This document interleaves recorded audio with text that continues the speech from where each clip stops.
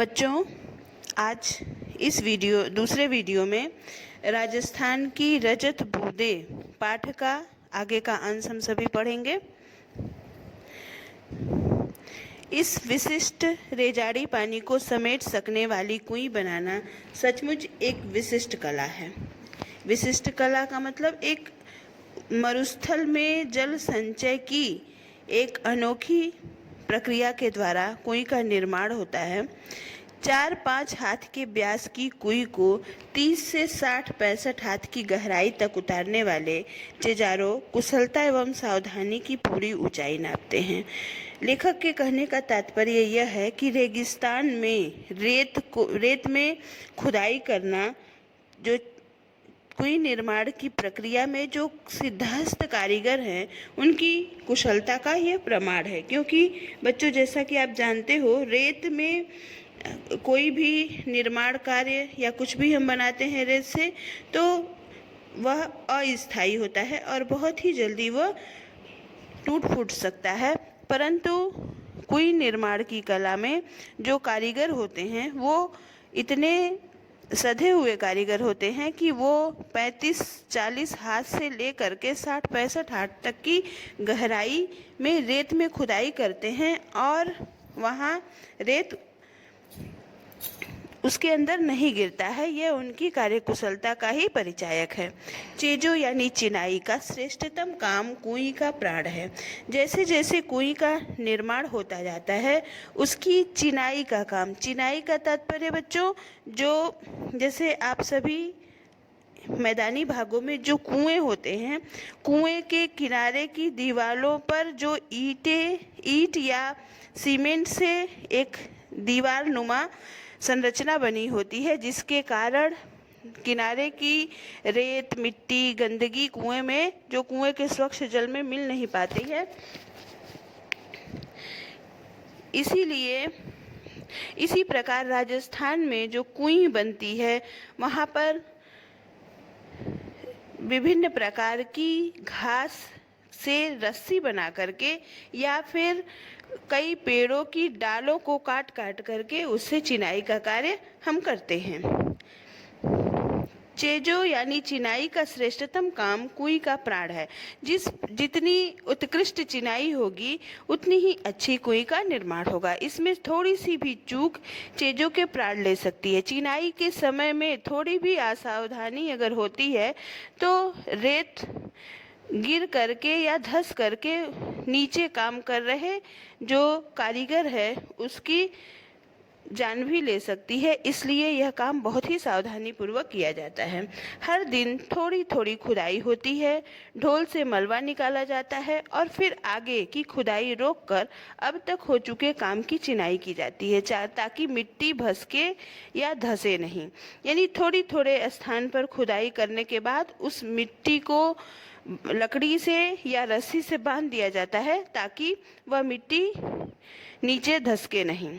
20-25 हाथ की गहराई तक जाते जाते गर्मी बढ़ती जाती है और हवा भी कम होने लगती है। तब ऊपर से मुट्ठी भर भर कर रेत नीचे तेजी से फेंकी जाती है। मरुभूमि में जो हवा रेत के विशाल टीलों तक को यहाँ से वहाँ उड़ा देती है, वही हवा यहाँ कुई की गहराई में एक मुट्ठी रेत से उड़ने लगती है और पसीने में नहा रहे चिलबाजी को राहत दे जाती है। कुछ जगहों पर कुई बनाने का यह कठिन काम और भी कठिन हो जाता है। किसी किसी जगह ईंट की चिनाई से मिट्टी को रोकना संभव नहीं हो पाता है, तब कुई को रस्से से बांधा जाता है। बच्चों, मरुभूमि में, जैसा कि मैंने आपको पहले ही बताया है कि रेगिस्तान में हवा, जब जोर से हवा चलती है तो रेत के बड़े बड़े ढेर को एक स्थान से दूसरे स्थान तक उड़ा ले जाती है। परंतु कुई का निर्माण करते समय जब चिजारों खुदाई करता है तो उसे उस गहराई में सांस लेने के लिए ऑक्सीजन की आवश्यकता होती है। तो वह ऑक्सीजन जो धरातल पर खड़े लोग होते हैं वो मुट्ठी भर भर कर के रेत नीचे से जोर से फेंकते हैं, जिससे कि उस रेत के साथ हवा भी नीचे जाए और उस व्यक्ति को सांस लेने में कोई कठिनाई न हो।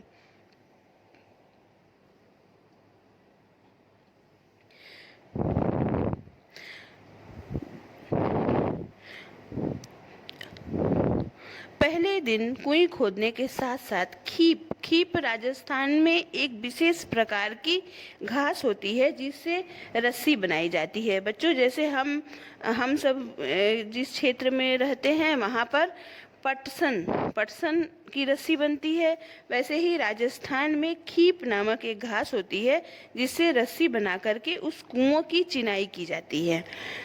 पहले दिन कुएं खोदने के साथ साथ खीप नामक घास का ढेर जमा कर लिया जाता है। चिजारों खुदाई शुरू करते हैं और बाकी लोग खीप की घास से कोई 2-3 अंगुल मोटा रस्सा बटने लगते हैं।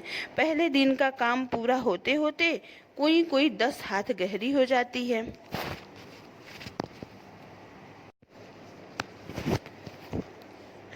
इसके तल पर दीवार के साथ सटाकर रस्से का पहला गोला बिछाया जाता है और फिर उसके ऊपर दूसरा, उसके ऊपर तीसरा, चौथा, इस तरह ऊपर आते जाते हैं। खीप घास से बना खुरदरा मोटा रस्सा हर घेरे पर अपना वजन डालता है और बटी हुई लड़ियां एक दूसरे में फंसकर मजबूती से एक के ऊपर एक बैठती जाती हैं और रस्सी का आखिरी छोर ऊपर रहता है। यानी एक दिन खुदाई समाप्त होने के बाद जितना स्थान खुदाई हो चुकी है उसकी चिनाई की जाती है। रस्सी की लड़ियों को आपस में फंसाकर किनारों से जो मिट्टी रहती है उनको बांधा जाता है। लगभग 5 हाथ के व्यास की कुई के रस्से कुई एक कुंडली का सिर्फ एक घेरा बनाने में लगभग 15 हाथ लंबा रस्सा चाहिए।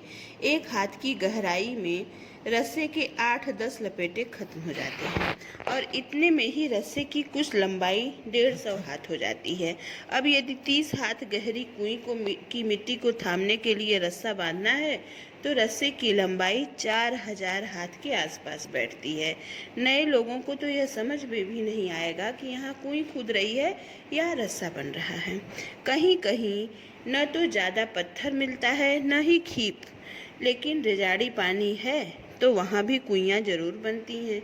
ऐसी जगहों पर भीतर की चिनाई लकड़ी के लंबे लट्ठों से की जाती है। लट्ठे अरड़ी, बड़, बाकड़, बावल, कुबट के पेड़ों के डगालों से बनाए जाते हैं, डालियों से।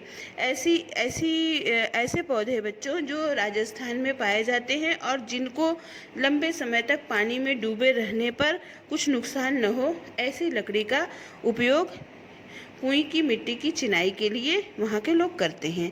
इस काम के लिए सबसे उम्दा लकड़ी अरड़ी की ही है, पर उम्दा या मध्यम दर्जे की लकड़ी न मिल पाए तो आक तक से भी काम किया जाता है। लठ नीचे से ऊपर की ओर एक दूसरे में फंसाकर सीधे खड़े किए जाते हैं, फिर इन्हें खीप की रस्सी से बांधा जाता है। कहीं कहीं चग की रस्सी भी काम में आती है। यह बधाई भी कुंडली का आकार लेती है, इसलिए इसे सांपड़ी भी कहते हैं। बच्चों, राजस्थान में मरुभूमि में जहाँ पानी की अत्यंत कमी है, वहाँ नमी के रूप में रेत में संचित जल को एकत्र करने के लिए वहाँ के ग्रामीण समाज के द्वारा कुएं निर्माण की ये कला जो है बड़े बड़े वैज्ञानिक उपलब्धियों को भी मात देती है। ग्रामीण जन किस प्रकार अपने स्थानीय चीज़ों से स्थानीय सामग्री को एकत्रित करके कुएं का निर्माण करते हैं, जिसमें किसी भी प्रकार की कोई तकनीकी का प्रयोग नहीं है। शुद्ध रूप से लोगों का अपना परिश्रम और अपनी ग्रामीण टेक्निक का प्रयोग करके वो जल संरक्षण को बढ़ावा देते हैं। नीचे की खुदाई और चिनाई का काम कर रहे चेलबाजी को मिट्टी की खूब परख रहती है। खड़िया पट्टी की परत आते ही सारा काम रुक जाता है। इस क्षण नीचे धार लग जाती है, चिजारों ऊपर आ जाते हैं। कुएं की सफलता यानी सजलता उत्सव का अवसर बनती है। यानी जब कुएं में जल इकट्ठा होने लगता है तो वहाँ का ग्रामीण समाज इसे उत्सव मनाता है। यूँ तो पहले दिन से काम करने वालों का विशेष ध्यान रखना यहाँ की परंपरा है, पर काम पूरा होने पर तो विशेष भोज का आयोजन होता है। चेलबाजी को विदाई के समय तरह तरह की भेंट दी जाती है।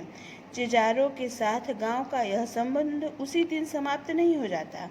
आच प्रथा राजस्थान में एक ऐसी प्रथा है जिसमें कुएं या कुएं खोदने वाले कारीगरों को वर्ष भर तीज त्योहारों एवं वैवाहिक उत्सवों में बुला करके उन्हें अच्छे अच्छे उपहार भेंट किए जाते हैं तथा जब फसल तैयार होती है तो फसल का कुछ हिस्सा उनको दान स्वरूप दिया जाता है।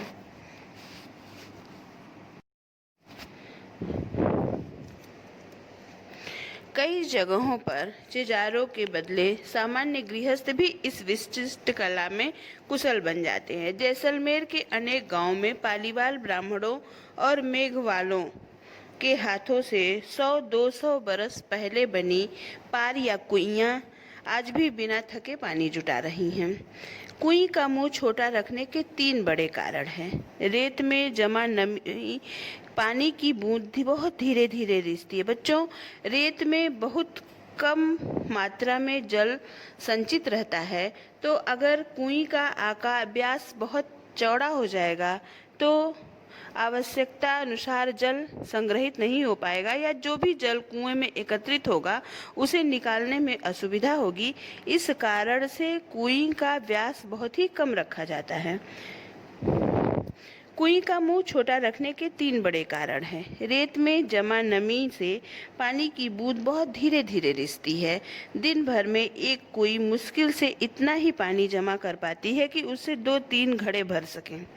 कुएं के तल पर पानी की मात्रा इतनी कम होती है कि यदि कुएं का व्यास बड़ा हो तो कम मात्रा का पानी ज़्यादा फैल जाएगा और तब उसे ऊपर से निकालना संभव नहीं होगा। छोटे व्यास की कुएं में धीरे धीरे रिसकर आ रहा पानी 2-4 हाथ की ऊंचाई ले लेता है। कई जगहों पर कुएं से पानी निकालने के लिए छोटी बाल्टी या छोटी चड़स का उपयोग किया जाता है। इसी कारण किया जाता है।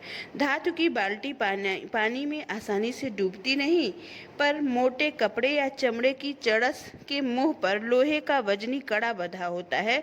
चड़स पानी से टकराता है, ऊपर का वजनी भाग नीचे के भाग पर गिरता है और इस तरह कम मात्रा के पानी में भी ठीक से डूब जाता है और भर जाने के बाद ऊपर उठते ही चड़स अपना पूरा आकार ले लेता है। यानी कुएं निर्माण के बाद कुएं से जल निकालने के लिए भी ग्रामीण अपनी विशिष्ट सूझबूझ का परिचय देते हैं। वो बड़े आकार के बाल्टी या बर्तन का प्रयोग न करके चमड़े या कपड़े के बने हुए चड़स का प्रयोग करते हैं, जिससे कि जल को सुगमता से प्राप्त किया जा सके।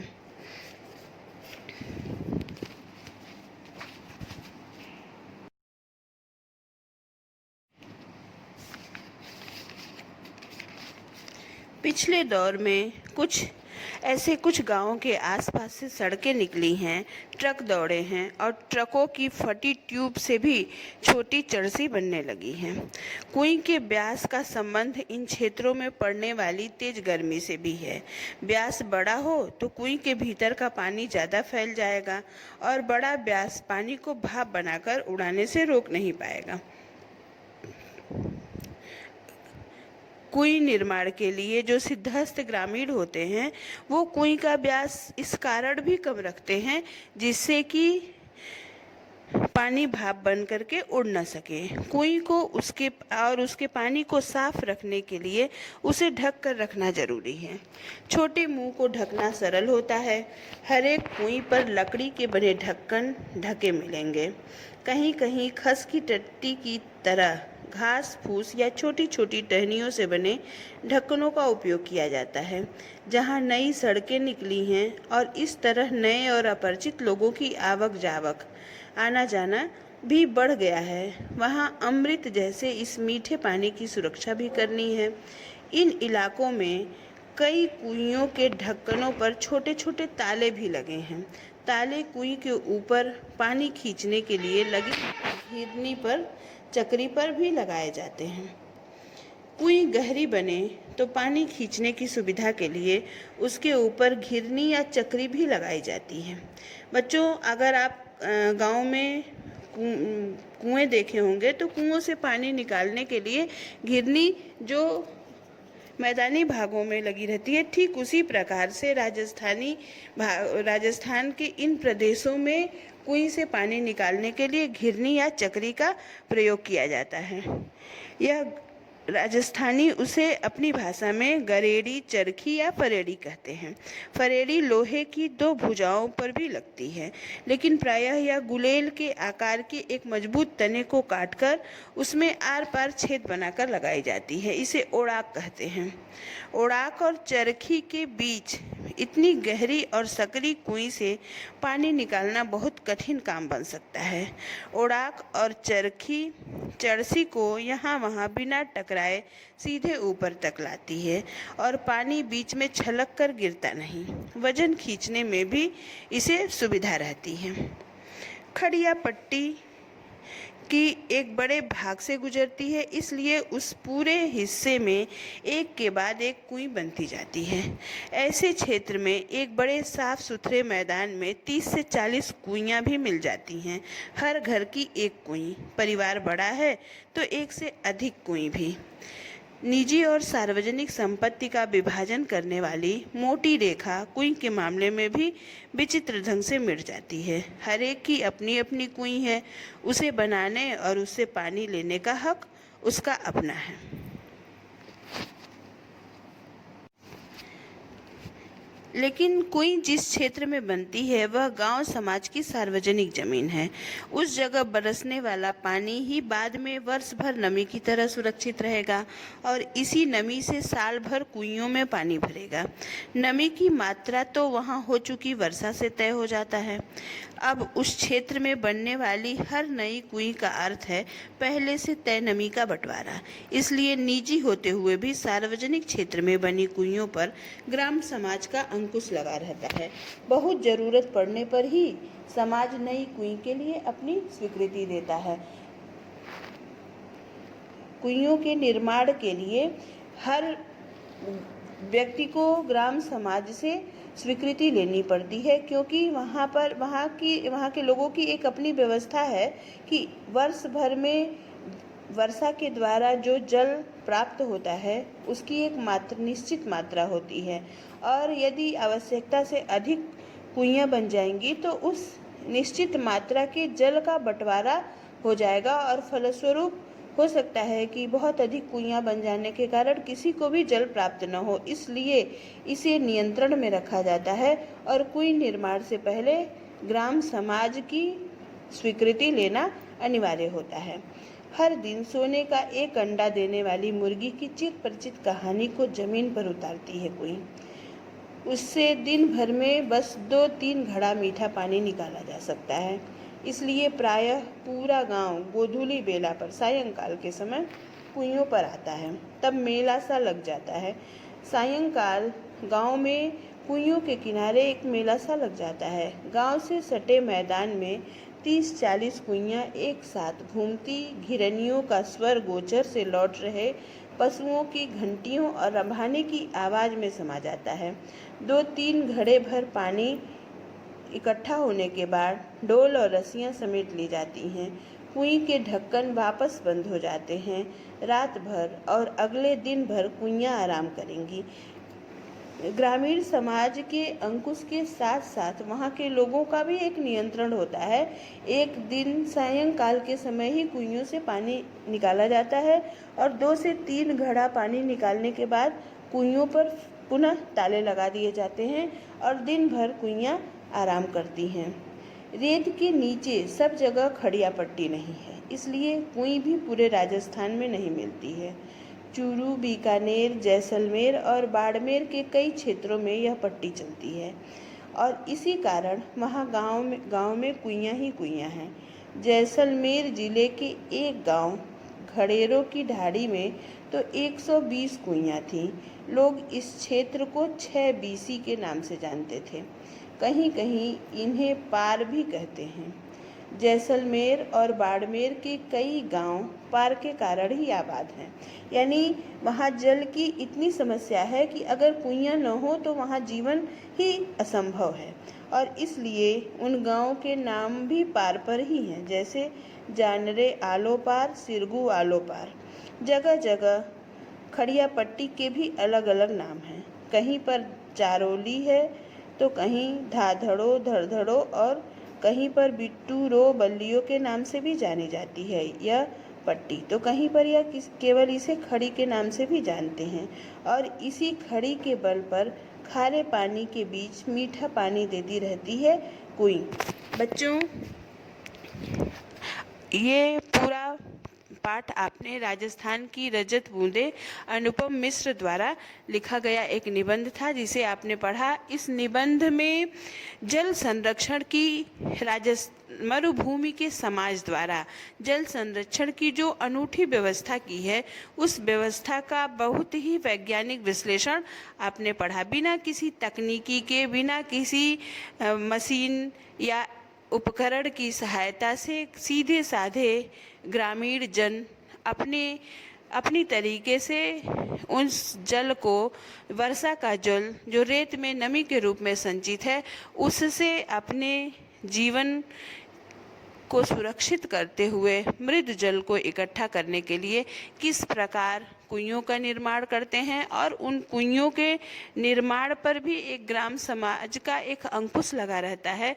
और तो यह पाठ हमें जल संरक्षण के प्रति प्रेरित करता है। हम मैदानी भागों में निवास करते हैं, इसलिए हमें जल की इस महत्ता को, इस पाठ को पढ़ने पर पता चलता है कि जिन क्षेत्रों में पीने का पानी उपलब्ध नहीं है वहाँ का जनमानस कितनी कठिनाई से इस मृद जल को संरक्षित करता है।